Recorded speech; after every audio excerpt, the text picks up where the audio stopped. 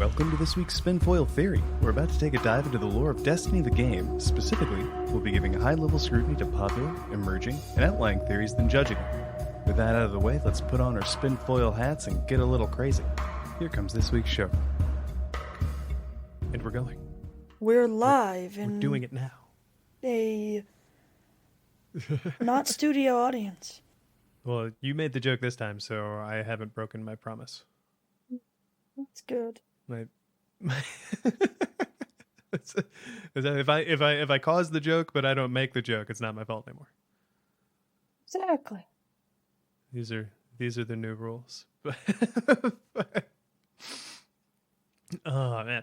Welcome to the Spinfoil Theory podcast. We are your hosts. This is LadyLucida, Taylor B, and LadyLucida. How are you doing this week, Lucy? Doing pretty good. Pretty good. Just kinda vibing, living, learning, doing. Well, I guess okay. I don't know. Grandmasters came out this week in Destiny, and oh boy, they're tough. Yeah, you were telling me that you hate them and you hope they fall down. No, I don't hate them. It's just I think the acute burns, where you take 50% and deal 25% more, whatever the burn is, so arc, solar, void. I think that's a little much personally, because basically the mods you can have on your chest plate, those damage resist mods, yeah, they don't help you. You will die regardless. Sorry. And just Lightblade is just really hard. It's really hard. I'm not saying I'm bad or anything, but it's kind of ridiculous. Because there's champions that spawn every so often. Alakul is chasing you, and there's knights, hive guardians. So it's and it's a very small, at least it's not dark like it was in D1. Yeah. I would cry. I feel like everything else down there too was shooting you, so it had this creepy effect because it was so dark of only the attacks lit things up Oh yeah. for the most part, and it was it was a little spoopy. Very Not gonna spoopy, but I think we'll probably get it. We'll get it. I'm gonna get my Conqueror seal one way or another, so we'll get it. It's just we did the first two easy ones, and then we're alright, all we have left is pain, or pain.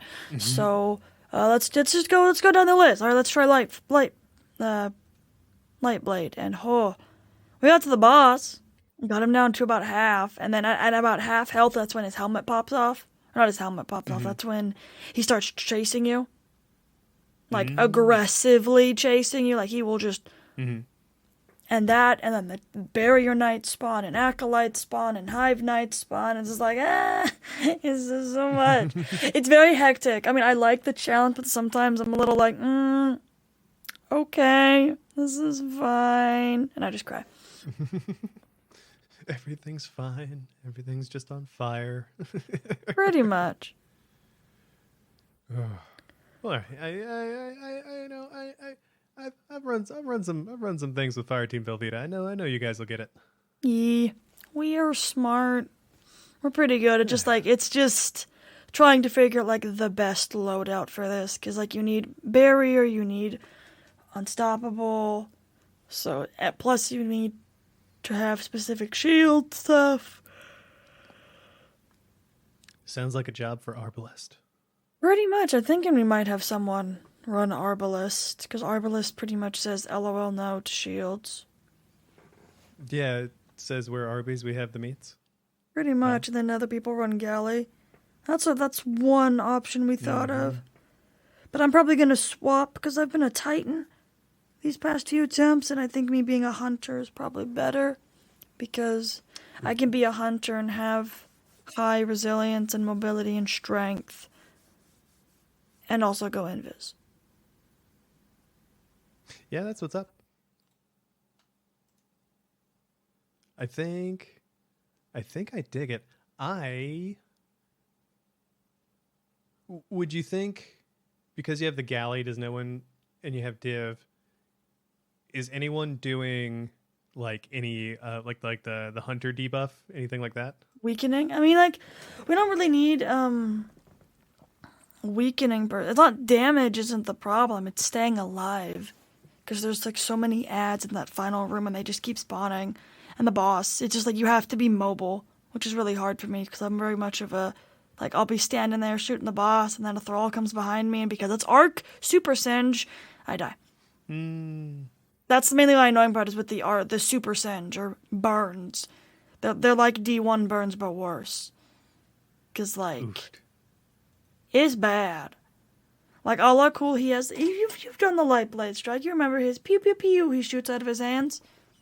Mm-hmm. If you get hit by I think 2 of them, you die. 2, maybe it's 3? I know it's like not a lot and you will die. So it's pain. The nice thing is killing hive ghosts, like finishing them, you get 3 rest tokens. Oh. For killing hive guardians, you get 3 rest tokens, because they're like, That's pretty good. they're a little bit smarter. I don't say smarter, but they use like barricades and rifts and dodges, and they throw supers. They're a little bit scarier, kinda, than champions. My buddy Eric, he's using a glaive, and he just runs up to them and just starts hitting them with the suppressing glaive. I mean, it works. They don't use their super. Yeah. One of my favorite things to do is to have my glaive out whenever I see a hive guardian, and just be like, no soup for you. Just shoot him. No, because the first time I did the legendary campaign, I ran tractor cannon and an invis hunter. Because think about it, tractor cannon, it suppresses, and if you get a kill with suppress and you're running the stylist execution, you turn invisible. Mm-hmm. Big brain. I like it. I finally, you know what I just accomplished today? I got my 3rd character through legendary, which is swell. I enjoyed that, but I also finally finished, like, mods and everything, my Palmyra B. Oh yeah, I saw you post that on Twitter. Yeah. You're you got your nice, yes, nice. Yeah. Now a lot of people are going for the what is it, exploding light over lasting impression. No, I like lasting impressions a little bit better personally, I think, because you can like if you're a divinity user, what you can do is you can like shoot it and then reload divinity and then go back to shooting, and you'll still be doing you'll still be helping damage. Or like even if you're not using divinity, like personally I like because explosive light is kind of I wouldn't say a hard to use perk, but especially with the orb generation being not as it was. Explosive light, I wouldn't say it sucks, but it's just kind of annoying to proc personally. That's kind of where I was coming from, and thank you. Yeah, explosive light. I think I said something else earlier, but something wrong. Ignore me. but I was coming from the same camp. One, especially I tend to, for fun, whenever I can, try to challenge myself by running something solo, and then for 2, what I like about this is quite similarly, like you can pop it off, like run away, do something, come back, it's ready again. I didn't consider that divinity strategy. But 3, you can point blank something if they're being a little jerk about it. You just be like, get out of here. Yeah. And I learned something when I was researching this build. You probably already knew this, Lucy. But for the tracking rockets, especially these ones that happen innately, that kind of like have the not as good tracking of the 3 different levels, I guess, the 3 different tiers you could say. The slower it goes, the better it weaves, the better it'll follow and get to its target. Yeah, for sure. Yeah. So I adjusted. I used about all my materials.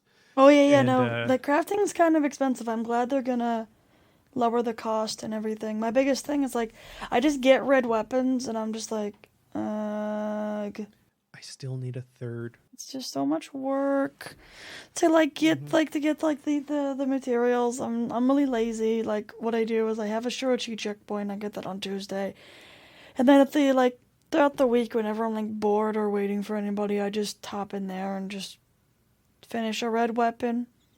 If I like the roll, I keep it. Otherwise, I just throw it in the garbage because I'm like I don't care. I should do that. I should get the Shorochi checkpoint. Yo, I still need a third point at Inquiry. Can you believe it? It's the only thing damn. holding me back from Gumshoe. Oh, that's the scout, isn't it? Yep. So it's not in the rotation. Like, it's just luck. Oh yeah, that's what. Yeah, so I had that same problem. What I did is do the altar of reflection on all three characters. Mm, okay. Because you're guaranteed a red weapon when you complete those. Really? I think it's either the pinnacle, the powerful is. Huh. Either doing both of them or doing like because I did it on all three of my characters and I got a red weapon pretty consistently. Like on every single character. And that's how I got that's how I was in the same boat as you. Mm-hmm. I was like, oh my god, I need one more freaking scout. This is dumb. So I just was like, oh, I'll just, do stuff in the throne. And then I saw the altars and I was like, wait, this gives me a powerful. Maybe it'll give me a weapon. And I did it and I got a red weapon, but not the weapon I wanted. So then I did it on my other character and I got another red weapon. Then on my third character, I got the scout, so it was good. Mm-hmm. Oh, someday. I'll get it. And then I'll be an official Gumshoe. Yo. In game, at least. In game, yes. I did get Risen this week too. That was pretty cool. Nice. I need to just turn in all of my seasonal challenges and then get the last level. That's all I need. That's really easy though. It's not like hard. So you've heard it here first, and maybe like a future Taylor note to make comparison meme about this. When you actually get the ship, just look at it. Like, look at it when you're in space. It's not the same, not exactly the same as in the preview. It looks like a catfish that they just, like, tape to a board and strap some rockets to. There you go, catfish. You're in space. I'm sorry. Everybody, maybe if anyone has an aquarium out there, gosh, I don't know what they're called, but my buddy had one, and there's like these little like suckerfish, kind of like they'll kind of like eat and clean the inside of the tank at the same time. They're like neat to have, but it reminded me of that kind of too. But like, first thing is like if anyone has ever gone like fishing when you're holding the catfish by the mouth. Like, it's exactly just like, oh, like that's all I can see when I and of course that's the only ship my Titan's using now because who better, but yeah, so that's my fun thing to look out for, everyone. If and when you get the ship, let us know if you think it looks like a catfish. Write us in at spinfoil@gmail.com or add us on Twitter at spinfoil. Oh man. ridiculous. Ooh, and it's what is it? I think this will come out by the end of it, but it's Mechs vs. Monsters. Are you Team Mech or are you Team Monster, Lucy? Ooh, that's okay, I know you're Team Mech. Well, can I say this? As a hunter main, like a thorough hunter main, that is a Mecha Godzilla, so hunters get mechs no matter what. Exactly. A Mecha Godzilla is still a mecha, but also still a Godzilla. To be fair. True. It's like bridging the gap. But but yeah, I am you are correct. I am a very staunch Team Mecha. I love, well, you know me and the piloting sims and all that stuff, and yes, it extends into giant robots too. So yeah. So how about you, Lucy? I am Team Monster. Okay, for which one? Which one sold you? I liked the hunter one because if I did Gambit Jadestone on it, I could become really bright. I like being obnoxious. But my other thing is I just didn't really like the mecha armor. And as we saw with the monster armor, if Team Mech loses, then their armor will just look cooler. I like that more futuristic, like clean look, but it just looked too blocky. I know that's like the style of mechs. They're like supposed to be kind of blocky, but I like sci-fi, but not like this. So I just want to say now, I on behalf of everyone, I sincerely hope that if you do get that, if Team Monster does win and you do have the chance to put the shader, that the right color applies. I hope so too. I hope it's not the dark spot in your blinding your blinding armor. And that's fair. It's to each their own. I especially the Zaku Titan with it reminds me of mostly like from Gundam, also a GM, but then it has like the Starscream, the Emperor. Oh yeah, Starscream definitely. I want to be a mecha. I want to be a mecha. I wanna change my OC to my Guardian is actually only like 3 inches tall and is piloting a Mecha Guardian. Oh no.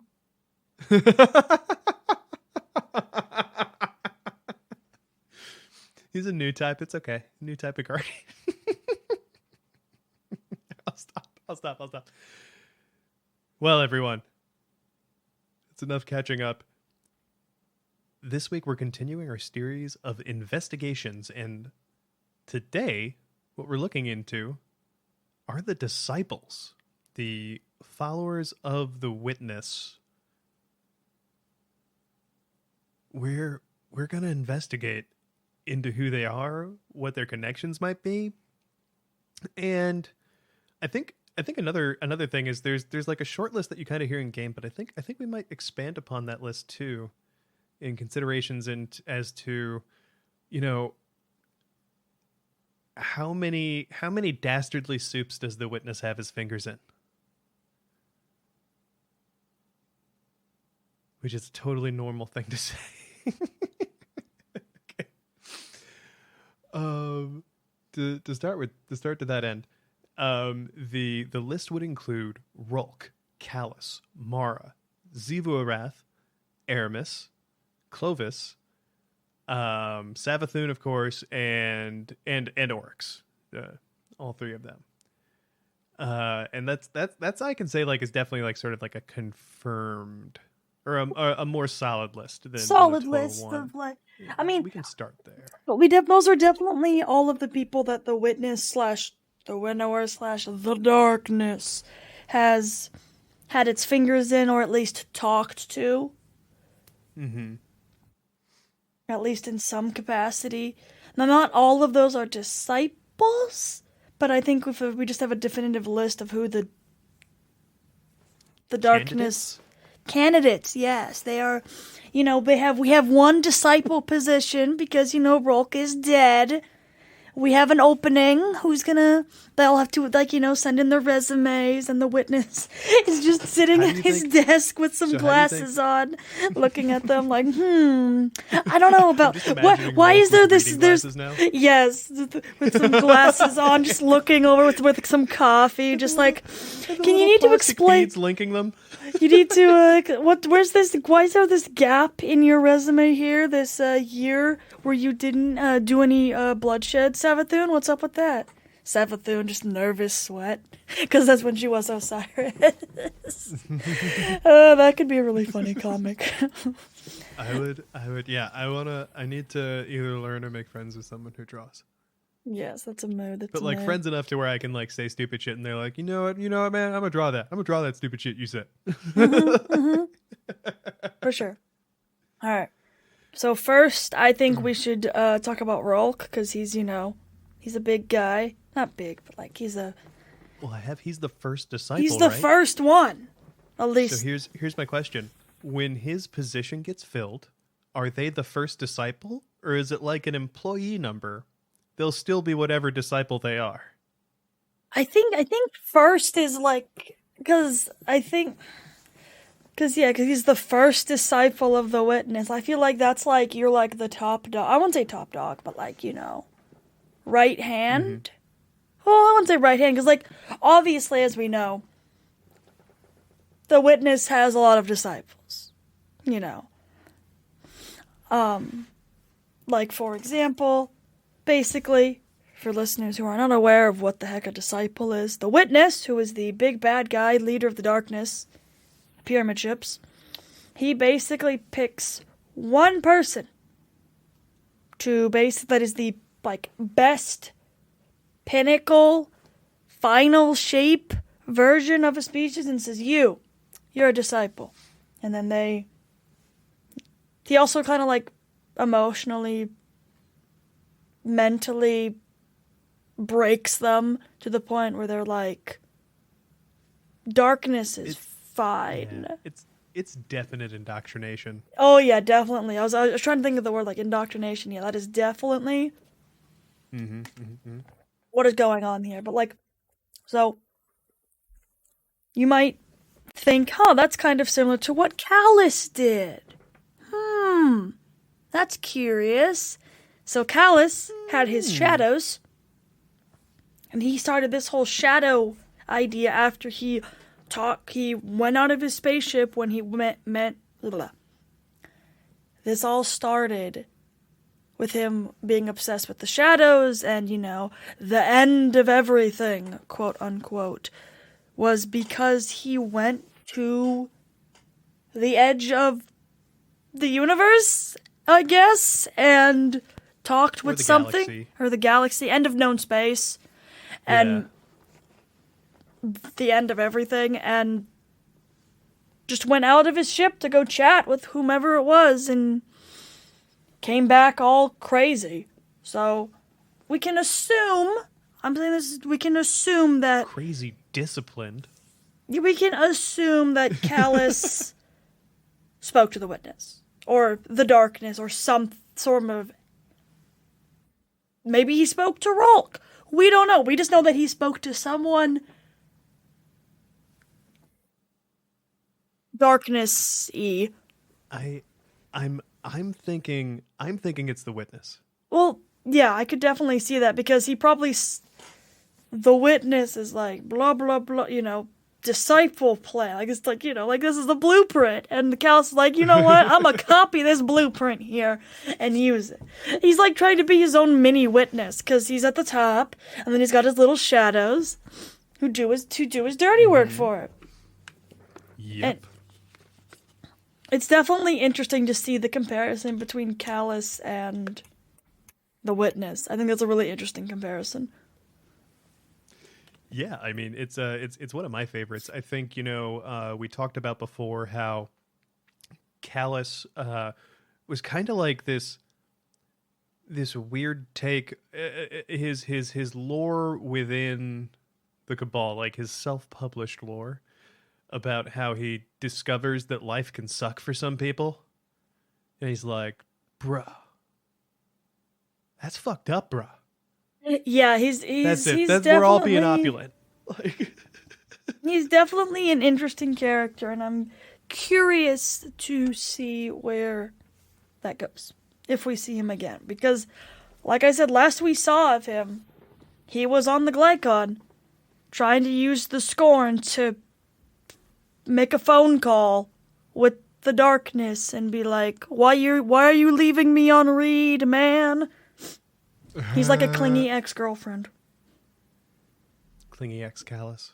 He really is. He's like a clingy ex. He's just like, why aren't you answering my calls? Why are you leaving me on read? Why are you ignoring me? Like, that's basically how he was during Season of Arrivals. He was very sad because the darkness just, like, ignored him and was like, hello, Guardians.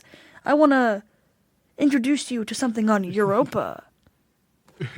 But Bungie, if you could please make a speak and say callus who's like a little clingy. Oh no. Oh no. You like pull the string and he's just like, "Hey, what are you doing? Want to be opulent?" Well, you'd write better lines than me, but you get the idea. Yeah, for sure. So we definitely. So yeah, I'm just thinking like what all of the, I guess, disciple candidates have in common, because we know Mara is at least a candidate, or the witness wanted her to be a disciple. This is from the Parasite quest. Basically, Mara has Savathun's worm that we dealt with last season, and she's like, "Hey, if we get the worm a new host, it'll tell us some secrets." But while she was, babysitting the worm, she went out and found some stuff and found out about the witness and the disciples. So, and she found out that the witness kind of wants her to be a disciple, which is really interesting considering that in the Witch Queen Collector's Edition, Mara straight up blows up a pyramid. That's true. So I would be like, if I was the witness and she blew up and this person blew up one of my pyramid ships, I'd be like, "No, you're crazy. I don't want you. Shoo, go away." Not the opposite. I guess that Mara is proving strength, and explosions are cool. Explosions are pretty cool. You got me there. Yeah. She knows that's part of the bomb logic that she doesn't tell you about. It is bomb logic. I guess it would make sense that there'd be explosions in bomb logic, but that's just me. So Mara... Mara's also kind of cunning. Very much like Savathun. And Savathun was literally being trained by Rolk to be the next disciple. Or a disciple. Which I think is really interesting, because out of the three siblings... Out of the three Hive siblings, Oryx, Zivurath, and Savathun was at the bottom of my list. I was like, she's like the least likely. I'm not sure if Oryx is a disciple. I'm not sure. Because if you go back and read the Books of Sorrow, I'm not sure, because he did commune with the darkness after he killed Akka. So it's possible that at that point he became a disciple, and with him becoming a disciple, that's where he got the power to take. Because it seems like every disciple has like a thing. Like Rolk is the resonance, the orangish looking energy stuff on his pyramid ship. And Oryx's thing would have been taken. But he doesn't have a pyramid ship. That's where I'm like, is he a disciple? He has his dreadnought. I think if Zebu is the only lore vessel we've ever really heard of her going around on is a war moon. War moons, yeah. So I'm not sure, is what I'm saying. I'm not sure. I think he fits the criteria. I think all three siblings kind of made their from when they made the pact, they kind of at least became candidates. I think Savathun probably, even with Oryx's ability to take, made it farthest. And it's interesting you bring up taking. I think we finally have an answer as to why there are no taken that we haven't seen before. Mm-hmm. I think, well, one, he probably goes through them pretty quickly. But two, I think he has to. I think the Taken have to make more, and I think they were all made by Oryx. Well, not necessarily. If you remember the arms dealer strike, that guy was a Red Legion who was taken. So not arms dealer, the other one, the one with the water reservoir. Lake of Shadows. Sorry, Lake of Shadows. Yes. I knew it was one of the ones on Earth. I just did arms dealer earlier. It was the one on Earth, and it was taken, and it's really easy to do. They're both very easy. So Basically, Stealer has a place in my heart because it has what I think lore-wise should be the fastest sparrow. oh yeah, the Tilt fuse. Tilt fuse. I forgot about that. But yeah, basically, Lake of Shadows final boss is a taken Red Legion. So that means whomever had the taken mantle at that time still could take. If it was Savathun, I'm thinking it's Savathun because I also remember on Io there was a bunch of taken that were like of Curia, of Savathun. So I think Savathun had the ability to take until Curia died in Season of the Splicer. And then at that point, the Witness kind of took it back. Pun intended. I would agree with that. I think at this point it's the I would say the Witness, it being the thing that he taught other people, could always able to do it. Always able to do it. Those are the taken we're fighting now. I would say at this point, I'm curious to know if Xivu Arath, when she is taking over Tor Bottle and what have you, because Keitel and her Legion don't seem surprised or like what the fuck is it taken? It as far as I recall, but I don't know that they've really like spoken about them either. But I wonder if Xivu Arath is like the official bearer, and I wonder if what Savathun did was kind of subvert or like steal the ability to do it, and was like therefore controlling them like in our system. And I'll say we should do a follow-up to our Two Truths, Two Lies, because if you repeat the altars, she gives explanations. Oh. It's pretty cool. Not for all of them, but she'll be like, yeah, you want to know what the truth is? Fine, I'll tell you. It's just it's very funny because, like, when she says that, there's actually even different versions of that. There's like... Mm-hmm. So it's like, what is the truth? No one knows. Investigation continues. Bum, bum, bum. Sorry, I didn't mean to take us on too deep of a tangent there. So where were we? Sorry about that. So actually, before we get too far away from it, I wanted to ask you, Mara. Mm-hmm. Mara was a candidate. Mara was approached. Mara somehow got a throne world that we haven't really gotten too much explanation for. No, we know how she got her throne world. We know the flowery version. Yeah, she used Riven and wished for a throne world. The end. Right, but what I'm wondering is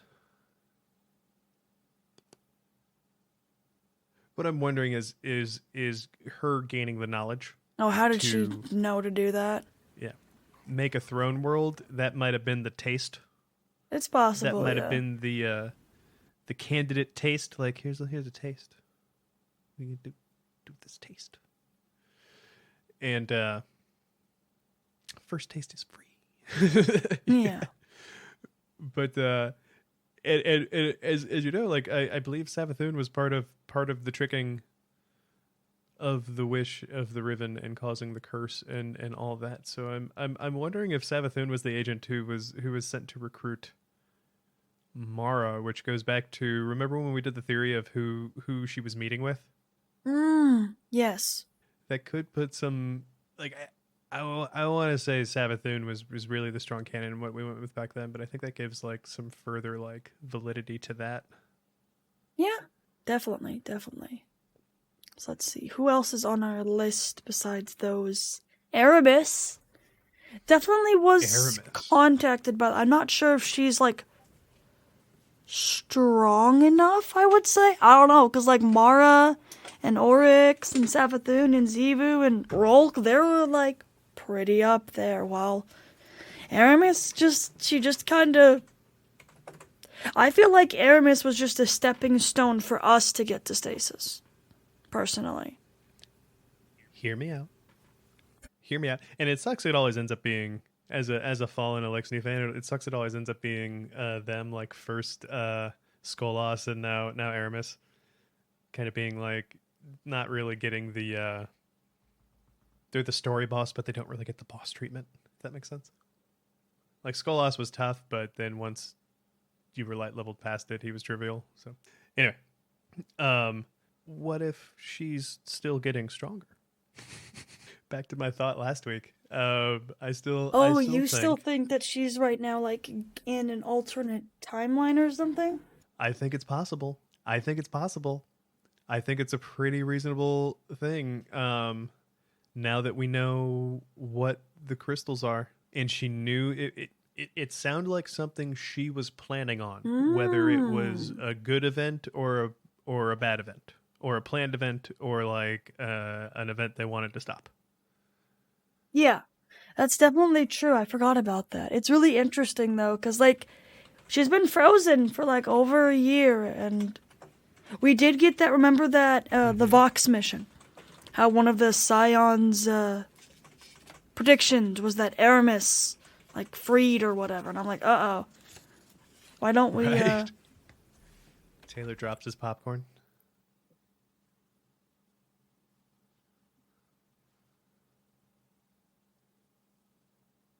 I definitely am excited for the prospect of her coming back. But the what is it? She they talk about her too. Yeah. In what's the lore book where they talk about them? It's not Shattered Suns. It's Shattered Sun is Rock's lore book. If you want to read more about him, yes. He's very cool. I like him. He's an interesting character. Yes. He's an interesting character. He has like this very like his story is reminiscent of the Hive. It makes sense that he got sent to recruit them. It's also very funny how much he looks down upon the Hive. He thinks they're like cringe because they use Throne Worlds. Mm-hmm. He's all like, if you were real disciples, real followers of the Final Shape, you wouldn't do this. You guys are weak.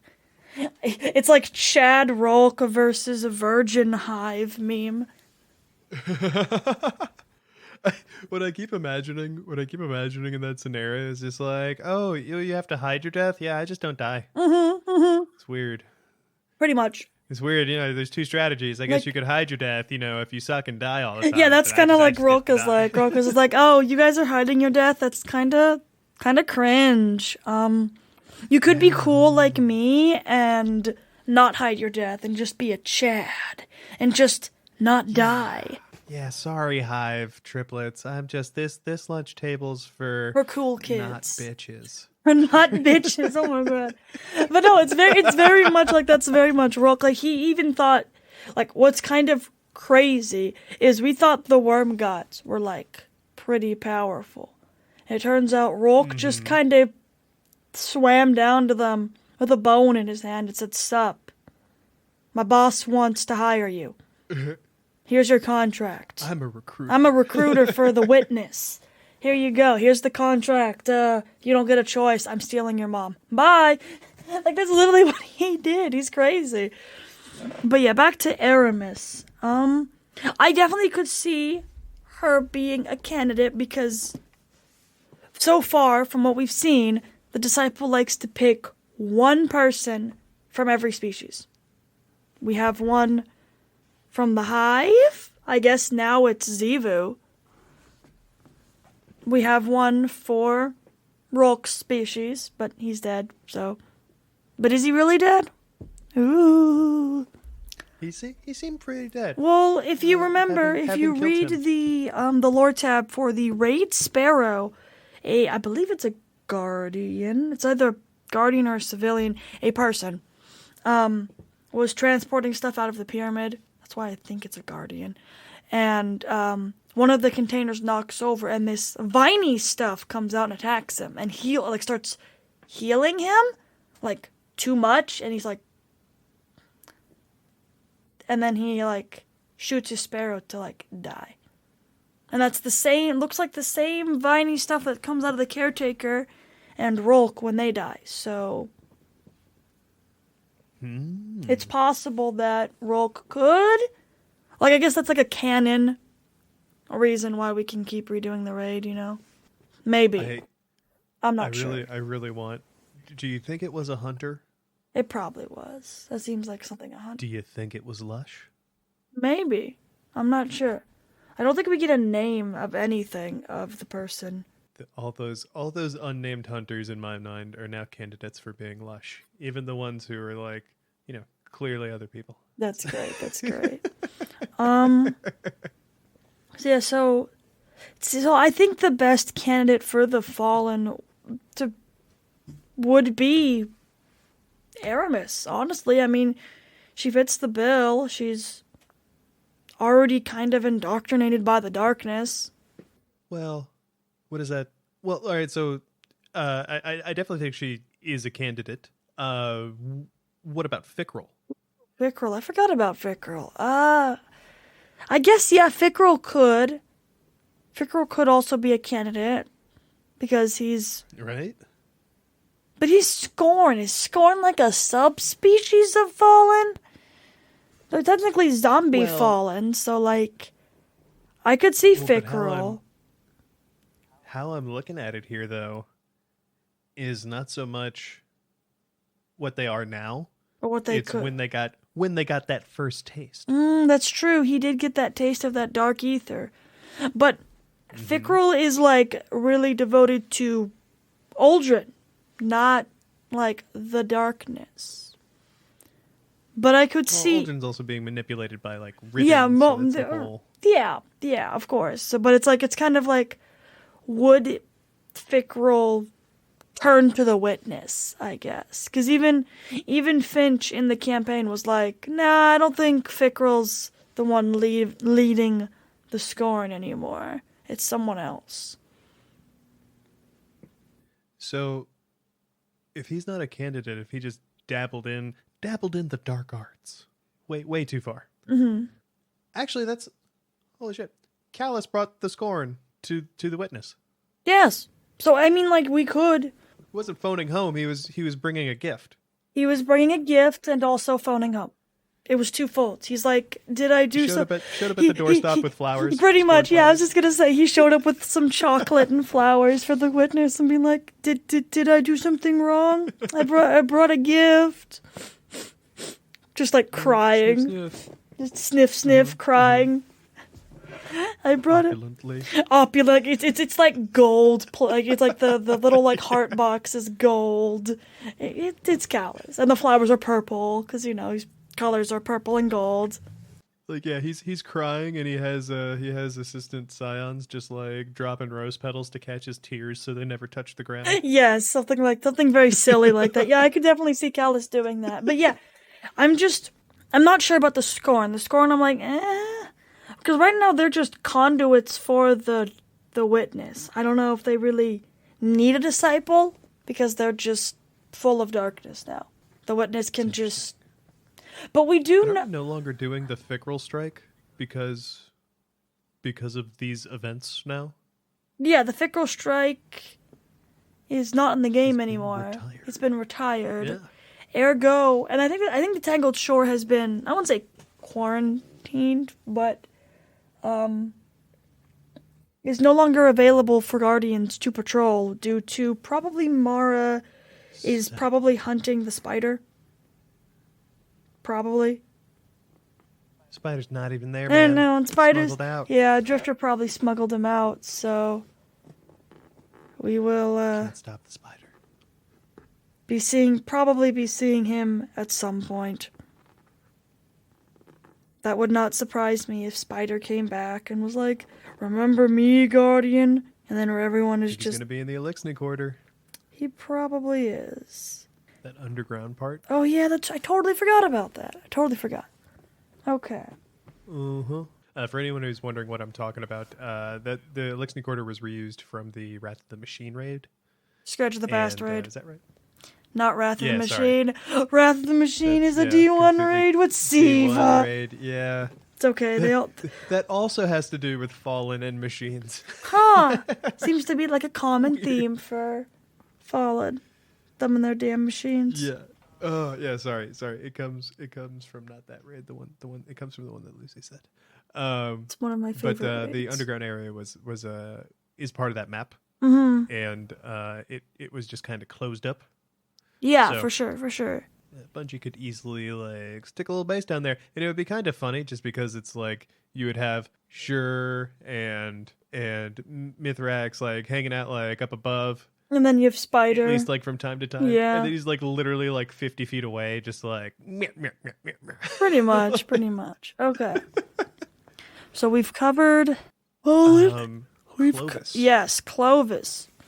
I wouldn't say Clovis is. I like with some of these people. I'm not sure if they're like a disciple or if they're just like someone who the darkness used as a stepping stone or manipulated them for some means. But I do think Clovis could have become a disciple because he's the only person who or one of the only people in the Golden Age who was getting like the traveler straight up was talking, air quotes, to him, trying to dissuade him from whatever he's doing. And we do know from the ghost shell from the Vow the Disciple raid that the traveler does not like disciples. Does not. No, he don't. No, she don't. No, they don't. Because I know it's she in English, everyone, but it's in different languages. Apparently, the traveler is gendered differently. So we do not know the gender of the traveler. We're back to not knowing, which is fine. But basically, I could definitely see Clovis. I mean, he was very driven and disciplined, I guess. I could definitely see it. See Clovis being a disciple had he not. I mean, I guess he's not dead. He's not dead. We have his big head. We have Big Head Man. And Banshee. And Banshee, true. Yeah, like we have Clovis. We do. So we still have Clovis. So Clovis very well. I mean, he seems right now to be at least aligned with us, the city.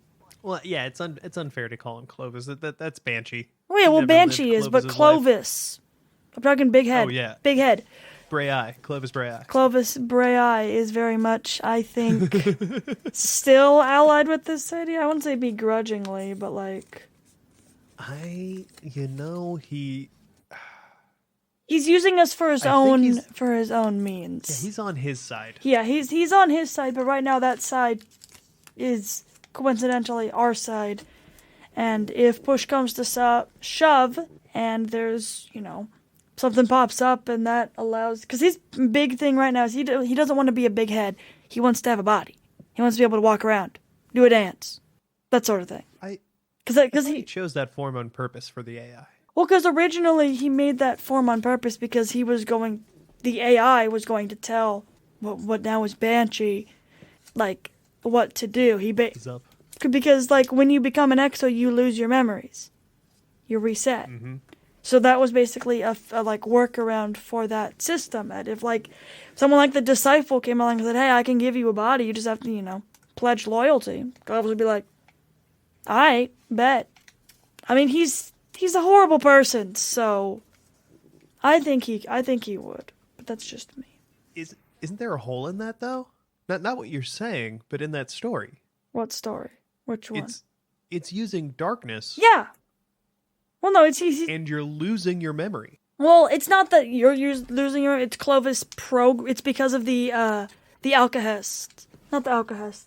It's not. The Alcahest is what you need. You need the Alcahest to be able to transfer a human to an Exo, but Clovis did the resets because it's kind of funny. He was getting annoyed with the people who became Exos who kept asking him questions about oh, when can I leave and go see my family, and this and that. He was so annoyed with it that he just reset their memories. I thought it also called I thought the reset memory stuff was also It was a twofold thing. DDR, yeah. Where it's to help you the mind accept the Exo body that was a part of it, and that was what Clovis had explained to the public, or not public, but Braytech, as to why. But I'm not sure if the actual reason. I think it's twofold. It's both to help the Exo mind kind of calm down. You're in a robot body now. Stop freaking out. And also, if any Actually, this follows. Yeah, that problems arise, like what happened with Elsie, where she went rogue for a little bit, and he just reset her. So, like, it's kind of a and like with Cade, if Cade, like, you know, or any number of people that have been reset more than once, if they would see something problematic, you know, oh, like corporate espionage, you know, any sorts of, you know, illegal activity. I mean, Clovis probably did a lot of illegal activities, like, you know, stealing from other companies. That seems very much like something Clovis would do. Yeah, and I guess he was doing it sort of under duress too. Maybe that's why the memory wipe got left in, if I recall correctly. Because it's really interesting. I think that tracks because Atrax. Mm-hmm. When Atrax comes back, he sees his body there, and he's like, "Oh, better take the skull out of that." Gives it to Bacchus. Pretty much. You go ahead. You wear that, buddy. Yeah. Atrax now. Like, well, yeah, because like definitely like you don't. It's basically to like help the mind not freak out. Mm-hmm. Because like if you saw your own body on the operating table or whatever, all cut open and so, I'd freak out. Any rational person would freak out. Okay. So I think it's more of a safety precaution, not necessarily something that is tied with the darkness. Yeah, yeah. And something that is interesting. That's where I'm arriving at too. Yeah. I'm not sure if this is a part of being an exo and, you know, like having those memories, but exos do remember their past lives a little bit, like random images and that sort of thing. So maybe that's the darkness it's why they trying. can function kind of similar to a guardian. Yeah. It's why they're not like babies. Yes. Okay, so interesting. So We've got Clovis. now that the Clovis Bray, just want to touch one last question, one last thought. Now that the Clovis Bray is up, I think there's an opportunity there. I think if they're going to do something where Clovis is out for himself, which I think we all expect, I think that the darkness is in the system. I think there's definitely an opportunity. Oh yeah, for sure. I definitely could see the darkness being like, "Hey Clovis, I know you're itching to have like a new body. I think of like the pyramid tech, but like an exo. That would be horrifying. Yeah. Because like our bullets would just flick. Like you saw, like when we were fighting, if you fight Rolk, if you're not hitting the crit spots, it's like you're shooting an anti-bear. Like the bullets just go put the wing. Bullets don't care. Rolk doesn't care. Rolk is a crazy person. Oof. But yeah, I could definitely see that happening. What else? Okay, so now we have our extras. Extra candidates. Yes, because Extra candidates. we technically do need one from every race, I guess. Humanity's kind of like weird though, because we have our offshoots like Exos, Awoken. I guess the Guardian, the player, Yeah, the Guardian. would be like an overall disciple for like humanity as like a whole, maybe. What about Eris? Oh yeah. Because in the story Oh mission, yeah. where you go I forgot in about there, Eris. she says the ships were talking to her too. The Ziggurat was talking to her too. Oh shoot, that's right. Yeah, I guess Eris could be. We know Eris is human. Yeah. That's true. I could. And she does get consumed by the darkness in the dark future. In the dark, I was amongst just gonna many say, yeah, others. the dark future. She goes kind of crazy. So Just a little crazy. only slightly. But yeah, I could definitely see that happening. So we've got humanity check. We've got all of the enemy factions except the Vex. Well, I submit the Hezen. The whole Hezen collective, or the Well, I feel like there. If I understand the Vex and my IT background correctly, there's the collective, the corrective, you know, like what have you. I think they're grouped. Those are sub categories, or perhaps different versions of the same Okay. mind, because time travel. True. I think now at first I would have gone maybe a little bit more toward the your reaction to Fickrel. Mm-hmm. Yeah, I think you were just dabbling in the darkness and went too far. But then there's the heart of darkness. Mm-hmm. which is very reminiscent of not only the wall, having gotten my Titan through the story mode today, the wall that the witness walks out of, but yeah, that's right. pieces of the witness themselves. Yeah, that's totally true. I totally missed that. I could definitely see the soul. Yeah, the soul. Yeah. Collective, divisive, whatever. Yeah. I could definitely see them as being. I mean, they were the Vex were the final shape in the previous Flower games, anyways. So I could definitely see the Witness using them in this iteration of the game as well.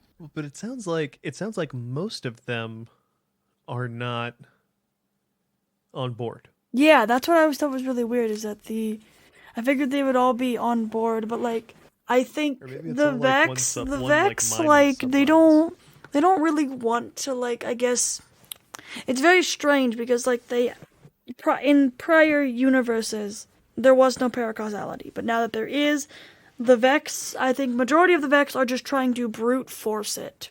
Just brute force understand it. That's not really working. But then there's the Soul Collective, and they're trying something different, and they're like literally straight up worshipping the darkness. And you might be asking, but Lucy, they're robots. How can they worship the darkness?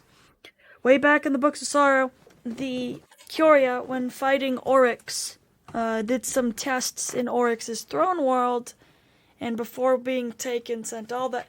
Basically, the tests basically said that, hey, if you worship the darkness, you can not understand it, but like become stronger and live a little bit longer when fighting paracausal entities. And before they died, they sent that information off to the rest of the Vex Collective. Well, not died when they were taken. They sent that information to the rest of the Vex Collective, and that's why we have the Soul Divisive or whatever, because Curia figured out worship of darkness equals sword logic, which equals live. So I could definitely see the Soul Collective, Divisive, whatever, big, Heisen, guys. Yeah, that sort of sub-mind, that Vex mind. And the one thing about the Vex develop minds, so it could just be that's an aspect of the Vex, like a process that the greater, what I'll call directive or like operational unit, computational unit. Maybe it's like a cloud. I don't know. Whatever the greater command structure is, was just like, oh, like darkness thing. All right, here's a mind. You go do that. Yeah. We ran into that before. It seemed to help us out when we ran into those hive guys, and then that one hive guy got thrown into our gates and just like wrecked us for centuries. Yeah, definitely. So like, I can definitely see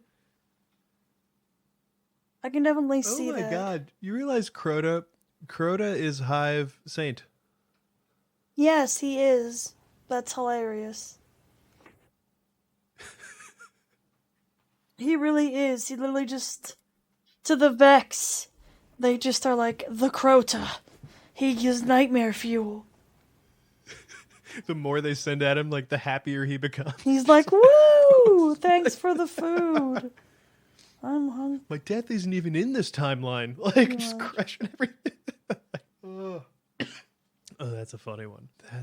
Oh, shit. The two Crotus theory, the two saints theory, and we've actually seen two saints. Have? Yeah, remember his grave? Oh, that's right. Shoot. Maybe Crota is a time traveler and he'll come back. That'd be funny. I feel like it's like Schrodinger's Lost in the Vex Network. They're both always lost in the Vex Network, and potentially not the person who is lost in the Vex Network because they died in the Vex Network. So there's always one version in the Vex Network that is alive, even if one escapes. Looking at you, Brayden. Yes. Ugh, it's crazy times. All right. Ooh, okay. Elsie. You think Elsie could be a disciple? I think she's a candidate.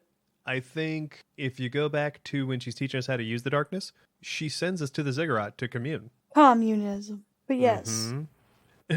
Our darkness. And she's handing out the cruxes, which are little darkness pyramids. Yes. I think she's someone who got a taste, at least in one timeline. I don't think she went for it. I don't think she is disciple, but I think she's definitely candidate. Yeah, especially when you consider like her use of stasis and what she teaches us is if Aramis is potentially one, it kind of has to be Elsie, right? Which, especially if you think about it, how many timelines was she the last one? Probably. Yeah. Okay. Any I if I look at all the people we've listed, common threads are persecution from some source. From even in Elsie's case, she gets hunted and murdered by her own father. The first Elsie one. Callus gets overthrown by his own daughter, and his like trusted counsel betrays him, Yep. and the people he freed, which is wild. Mara's kind of an interesting one. She gets both in the Golden Age and in later, like when she loses her, two different words, I swear. Especially now that we have the clarification on her night with Shax and the Tempest. I think she's definitely, especially after she started confiding in us during the Parasite mission. And last season, it's been a little more obvious that she's not as she sometimes has to present herself when acting as queen. Aramis, Elixir, duh. Yeah. For sure. And then Clovis is an interesting one. Mm-hmm.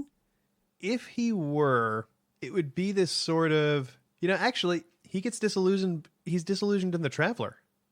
Mm-hmm. In the teachings or like bearers of light, like to the point that, as you pointed out earlier, he wouldn't even listen to the Traveler anymore. And that's kind of goes back to like Rolk, who just kind of despised, like he wouldn't listen to his father, who had, even though he was like captured and seems to be like done at throw point, seemed to had like bargained for a peace with the sort of the Light Council. I don't remember their actual name, but on Labray. And yeah, so I think if we look at Rolk's story, we can actually find common threads in everyone else. That person or ideal you look up to, you get disillusioned with them, and then there's a moment of break. Now, in Rolk's case, he literally destroys Labray. I can see why he was the first disciple, the first one to like make it all the way to disciplehood. In Callus's case, it's when he makes those drastic changes to his empire. It's when he frees everybody. When he gives away opulence and just completely upends their culture. Mara, again, twofold, but I think most poignantly, she loses faith in Alice Lee, whom like she like at least at the beginning of the raid, she kind of seemed like she maybe had some hints of looking up to. Aramis is giving up on the Traveler too. Aramis is giving up on the Traveler, abandoning the Elixni who want to try and chase after it anymore. She's just like, no, fuck it, we need to go. And also Varix and Fickrell. They were parts of her hopes, and I want to say Aldrin too. When all the houses were united into House Dusk. Zivu and all of the Hive triplets. I mean, that just goes back to the Book of Sorrow. I wish we had a number for that Book of Sorrows. Maybe we do. But to the Hive Book of Sorrows, it goes back to that when their whole life they just think they're there for chattel. They're there to be eaten and just live short, painful lives in fear. And then they find out. Then they hear this rumor that like, hey man, you see that white orb guy? He's about to fuck you up. like what? I don't even know him. Yeah. Fuck that guy. Yeah, fuck that guy. Like this. So I think it's this break of normalcy, this breakdown, actually, and rebuilding that I think all these characters have in common. Actually, yeah, in many of their cases, quite literally. Mara rebuilt the entire crew, forced it out of her will. Rolk rebuilt himself and his glaive in Shattered Suns. Callus is trying to rebuild his empire, rebuild his shadows. He's done that a few times now. Zivu and the Hive were, I want to say, like, I feel like a better way to put it is like flip the script, but what's really happening with them is they're rebuilding what the Krill are. They're becoming the hive. They're metamorphosing into something beyond what they could have possibly before, something that doesn't get stepped on. Aramis and the Fallen are rebuilding their society. They're finally saying, you know, fuck this guy. We're going home. We're bailing. Let the Traveler, let the Darkness, let them do their thing. If the Traveler won't like us, we'll use this power, and we're going to use it to leave. Bounce. Bye. Or no, or we're going to use it to form a new home, because I want to say that's part of what Europa was. Yeah, that's right. That's why they were abandoning Europa. Yeah. Sorry for the clarification there. And then Clovis is trying to rebuild his body so that he won't die. He can cheat death, which goes back all the way to the Hive again. The first ones we ever read about, trying to hide their death, hide their short lives away so that they can live forever. And Elsie is trying to build a timeline where it all doesn't go to shit. It's true. Huh. They just want to live, man. They're fighting for their I think lives. you know who I want to add to this list. Thinking of all that, Keitel. Yeah, remember in the part of Rolk's story where his father's kidnapped and taken away and then presented before him after he becomes like stronger and just so he can like wreck his dad and like see the fear in his eyes and kind of like destroy the planet. Really? What if that's what's happening to Callus? Because she fits all the criteria too. She loses her mentors. She loses her planet. She loses her grip on what it is. She keeps being rebelled against. Yeah, and she's had to redefine what the Cabal and the Empire are now that they're vagabonds. And how she fits the criteria too. I don't think she's still in the middle of her story to get there. Yeah. You know, I think as much as I brain vommed just there, word vommed, I think those can count as my final thoughts. How about you, Lucy? What are your final thoughts? Overall, I definitely think leading up to Lightfall, we'll probably see more of these characters. Probably. Like, I wouldn't be surprised, per se, if, like... I mean, we have a bunch of arrows are kind of pointing at Aramis right now, because maybe she'll become unthawed, unfrozen. Someone will shatter dive her out of the crystal. I don't know. And whoops, I spilled my popcorn. But yeah, no, I definitely can see Aramis being a candidate. I can see Callus, definitely. Like, if we don't see Callus, I'd be, I can dig it. Pretty confused. It could be like the Witness just thinks of Callus as like a clingy ex-girlfriend and just doesn't care about them. That's one way of looking at it. But yeah, that is my final thoughts. That was a fun investigation. Definitely want to put a pin in this for revisits. For sure. Definitely we can revisit this. Well, groovy. All right. So, do you have any shout-outs this week, Lizzie? I can't think of any. I guess shout out to my work for being cool, I guess. Cool. Very cool. Awesome. That's great to hear. Because they're nice. My coworkers are very nice. Yeah, my shout-out this week is, shout out to my partner Kari. Happy to have her back. Going to pick her up last time. It's been nice. Nice. Missed my baby. Aw. Yeah, so shout out to Kariana. I know she sometimes puts these on in the background, even though she has no idea like what we're talking about. That's funny. So yeah. With that, everyone. Still a crazy world out there. Still a lot happening. Remember to take care of yourself. Remember to hydrate. It's important. And get some rest. Get some sleep. Take care of you. Maybe have an ice cream. Ice cream. I haven't had ice cream in so long. Now I'm hungry. Yeah. Yeah, and if anyone's like, well, Taylor, I'm lactose intolerant, have your proverbial ice cream. Have your treat. Treat yourself. Do it. With that, everyone, stay safe, and we'll see you next week. Bye-bye. Toodles! That's off, Guardians. That's it for this week's discussion. Have any questions or comments about this episode? You can reach out to us on Twitter at Spinfoil Theory, or write us an email at spinfoiltheory@gmail.com. If you'd like to read our show notes, check out articles, listen to past episodes, and more, be sure to pay us a visit over at our website, spinfoiltheory.com.